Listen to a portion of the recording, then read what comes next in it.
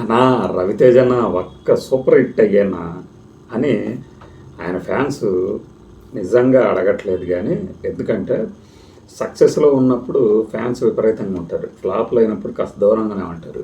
ఈ మాట చెప్పడం ద్వారా రవితేజకి ఫ్యాన్ ఫాలోయింగ్ లేదు అని చెప్పడం నా ఉద్దేశం కాదు. కానీ నేను ఒక తులనాత్మక పరిశీలన అంటే ఒక కంపారిజన్ చేస్తా. సూపర్ స్టార్ కృష్ణ గారు, ఆయనకు ఉన్నటువంటి అభిమానగణం, 94 తర్వాత ఆయన ఇచ్చినటువంటి సినిమాలు హిట్లు చూస్తున్నప్పుడు ఇంకా మంచి హిట్ కావాలి, ఇంకా మంచి హిట్ కావాలి అనుకునేవాళ్ళం. ఆయనకు అప్పుడు 54వ ఏట అద్వితీయమైన విజయాలు సాధించారు.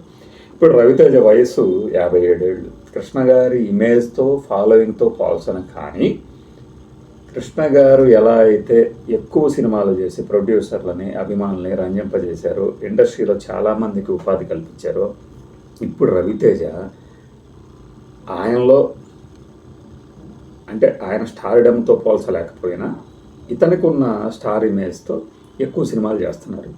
కానీ హిట్ల శాతం అనేది చాలా తక్కువ ఉంటుంది. బట్ ఆయన ఎప్పుడు తగ్గలేదు, సినిమాలు చేస్తూనే పోయాడు. హిట్ అయిన సినిమాకి ఒకటే, ఫ్లాప్ అయిన సినిమాకి ఒకటే యాక్షన్. అది ఉత్సాహము తగ్గదు. కానీ ఇలా ఒక చెత్త కథలు అనిపించినవి అతనికి ఎందుకు అర్థం కాలేదు అని చాలామంది అడుగుతుంటారు. ఇక్కడ ఒకటి క్లారిటీ వదలిచాం. రవితేజతో ఇప్పుడు టాప్ డైరెక్టర్లు ఎవరు దిగట్లేదు.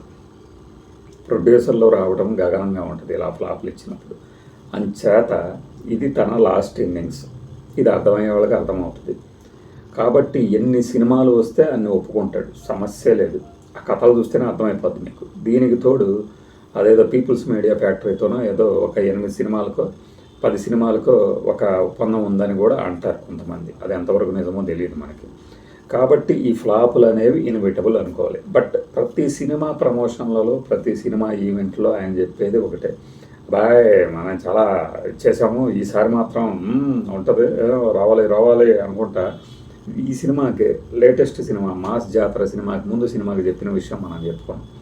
అసలు ఎప్పుడు ఈ 5 ఏళ్ళు చూస్తే 10 సినిమాలు తీసాడు, ఇంకాస్త వెనక్కి చూస్తే 17 సినిమాలు చేస్తాడు.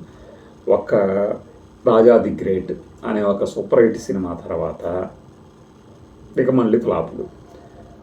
టచ్ చేసి చూడు, నేల క్లాసు నేల టికెట్, ఈ రెండిట్లో ఏది ముందో ఏదనుకో తెలవదు. అమర్ అక్బర్ ఆంటోనీ, బీభత్సం శ్రీను వైట్ల గారు, డిస్కో రాజా ఈ అనుకుంటే మన బప్పిలహరి టైప్ మ్యూజిక్ క్రాక్. అది కరోనా టైంలో వచ్చిన సినిమా కావడంతో ఆ మల్లేని గోపిచంద్కి కూడా ఒక బ్రేక్ ఇచ్చింది. కరోనా టైంలో సినిమాలు రావటమే తక్కువ, అంటే పూర్తి చేసి సాహసం చేయలేకపోయారు థియేటర్కి వస్తారా రాదని. అలాంటి టైంలో అది వచ్చింది, ఓకే హిట్ అనుకోవచ్చు. తర్వాత మళ్ళీ kill kill kill kill kill kill ఆడే అనుకుంటా ఒకటి, రామారావు ఆన్ డ్యూటీ నాయన. అసలు ఆ డైరెక్టర్ మళ్ళీ షాడో సిరీస్ తీస్తాడు అంటే నాకు నవ్వు వచ్చింది అనమాట. రామారావు ఆన్ డ్యూటీ, మళ్ళీ దాంట్లోనేమో ఆ వేణు, మన తొట్టెంపూడి వేణు రీఎంట్రీ అంటే అప్పుడు చేసిన హడావిడి ఇవన్నీ చూస్తే దండం పెట్టకూడదు. ఏంది ఈ సినిమాలకే ఇవన్నీ రీఎంట్రీ అనటం, మళ్ళీ ఇంత హడావిడి చేశారని. దాని తర్వాత రావణాసుర, చెయ్యకూడనటువంటి క్యారెక్టర్, చెయ్యకూడనటువంటి ఒక కథ, ఏదో మాస్క్ తీస్తే ఫేసులు మారిపోతాయి అన్నట్టు, ఏదో ఆకారాలు షేపులు కూడా మారిపోతాయి. తర్వాత టైగర్ నాగేశ్వరరావు, ఇది నేల విడిచిన సాము చేసిన టైగర్ నాగేశ్వరరావు. ఆయన ఒక బొంగుతో జైలు గోడలు దూకితే ఈయన ఏకంగా ప్రధానమంత్రి గారే ఈయన పట్టుకోవటానికి మర్డర్ చేయడానికి ఏదో ప్లాన్ చేసినట్టు కథ. తర్వాత ధమాకా, తర్వాత బాల్తేరు వీరయ్యలో ఒక చిన్న గెస్ట్ రోలు, ఈగలు తోలుకోవడం తప్పితే థియేటర్లో ఏం మిగల్చుకుని పోయింది. ఇన్ని సినిమాలు ఏకరవు పెట్టామంటే రవితేజ మీద ఉన్నటువంటి ఒక సాఫ్ట్ కార్నర్ అందరికీ. ఎందుకంటే అతను ఒక ఉత్సాహం, ఒక ఇన్స్పిరేషన్, ఒక మామూలు వ్యక్తిలాగా ఉండే వ్యక్తి. ఇండస్ట్రీలో బ్యాక్గ్రౌండ్ ఉన్నా లేకపోయినా ఇండస్ట్రీలోనే పడి కొట్టుకుంటూ చిన్న స్థాయి నుంచి ఒక టాప్ స్టార్ రేంజ్కి చేరి మళ్ళీ చివరి దశలో కూడా ఇన్ని సినిమాలు చేతిలో ఉన్నా కూడా తనకన్నా ముందు వచ్చిన రాజశేఖర్తో ఒక చిన్న పాత్రలు నటించాడు. తనతో పాటు వచ్చిన వాళ్ళు శ్రీకాంత్ హీరో అయ్యారు, ఫేడ్ అవుట్ అయ్యారు. అయినా తను మాత్రం ఇంకా లాంగ్ ఇన్నింగ్స్ ఆడుతూనే ఉన్నాడు హీరోగా.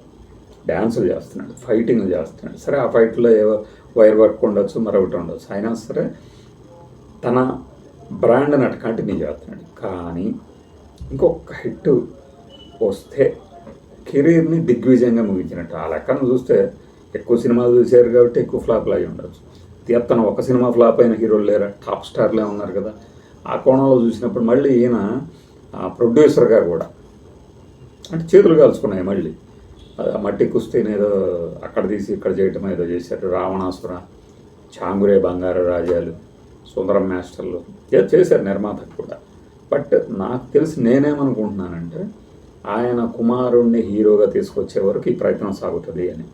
బట్ ఇప్పుడు ఆయన కుమారుడు హీరోగా అవుతాడు అని అయితే చెప్పట్ల. బట్ నాకున్న ఒక అంచనా ఏంటంటే ఒక సూపర్ స్టార్ ఇమేజ్కి దగ్గరగా ఉన్నటువంటి హీరోలు వాళ్ళ వారసులను పరిచయం చేశారు. మామూలుగా ఇట్లు కొట్టిన హీరోలు కూడా వాళ్ళ తమ్ముళ్ళనో లేదంటే వాళ్ళ కుటుంబంలో వాళ్ళనో వారసుల్ని హీరోలుగా తీసుకొచ్చారు.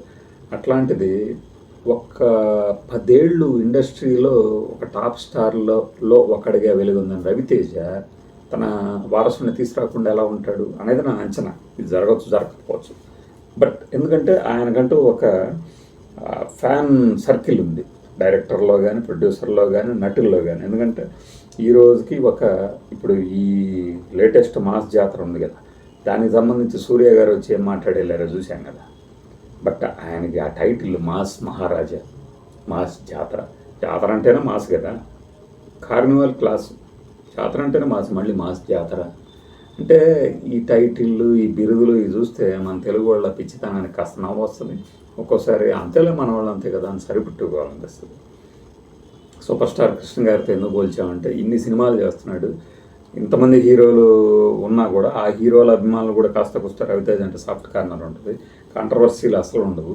బయటకు వచ్చిన ఏ హీరోతో కూడా చక్కగా ఉంటాడు తప్పితే వాళ్ళ మీద ఏదో తెగట్టించినట్టు మాట్లాడటం ఇవే ఉండవు. ఇండస్ట్రీకి దూరంగా ఉంటూ ఇండస్ట్రీలోనే ఉన్నట్టుగా భ్రమింపజేయగలిగినటువంటి ఒక క్యారెక్టర్ ఉంది.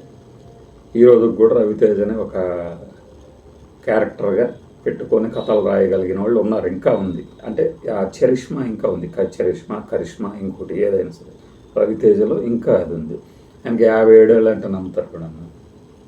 57 ఏళ్ళు చాలా ముదురు వయసులో హీరో అయ్యి తన కళని నిజం చేసుకొని ఒక దున్నేసేసి ఎవరినైతే అనుకరిస్తున్నాడు అని కొంతమంది అనుకున్నారో అతనిని కూడా దాటిపోయి అతనిని తన సినిమా ఫంక్షన్లో పిలిపించి ఇలా నేను యాక్ట్ చేయాలంటే నాకు చాలా బిడియం అని చెప్పుకున్న చరిత్ర రవితేజది. అది క్రమార్కుడు చూశారు కదా. ఇప్పుడు మళ్ళీ పాత వాటి గురించి ఎందుకు, ఈ కొత్త సినిమాల గురించే మాట్లాడుకుంటే ఎన్నాళ్ళైంది ఒక మంచి సినిమా వచ్చింది. ఈ ధమాకాలు, క్రాక్లు, రాజా దగ్గరట్టు okay out and out commercial దున్ని పారేసాడు అంతే. అంటే అట్లాంటి క్యారెక్టర్ ఒకటి పడితే బాగుండు అని ఫ్యాన్స్తో పాటు ఆయన కూడా అనుకుంటూ ఉండొచ్చు. బట్ వచ్చిన ప్రతిదీ సద్వినియోగం చేసుకోవాలి, this is our last lap అనేదే ఆడ కనపడుతుంది నాకు. కృష్ణ గారిలో కూడా నాకు అప్పుడు అర్థం కాలేదు కానీ ఏంటి ఈ సినిమా కూడా ఇలా ఉందని. ఆయన ఒక డెడికేషన్తో ప్రతి సినిమా చేసుకుంటూ పోయారు. ఫ్లాప్లు ఉండొచ్చు కానీ ఆయన ప్రయత్న లోపం ఎక్కడా లేదు. కొన్ని ఫ్లాప్ సినిమాలు ఈ నవంబర్లో రిలీజ్ అయినాయి చెప్పాను కదా, కొన్ని ఫ్లాప్ సినిమాల్లో ఆయన డాన్స్ మూమెంట్లు కానీ ఆయన చేసినటువంటి కొంత రిస్కీ ఫైట్స్ కానీ చూస్తే ఏంటి ఇంత పట్టుదలగా ఎలా చేసాడు. చివరిలో 54 ఏట 55 ఏట అనిపిస్తుంది. సేమ్ దగ్గర అదే ఏజ్లో ఉన్నాడు రవితేజ, ఇంకా యాక్టివ్గా ఉన్నారు. అంత యాక్టివ్నెస్ని, అంత పొటెన్షియల్ని వేస్ట్ చేసుకుంటున్నారే అనేది ఒక చిన్న కన్సర్న్. అంతే బై.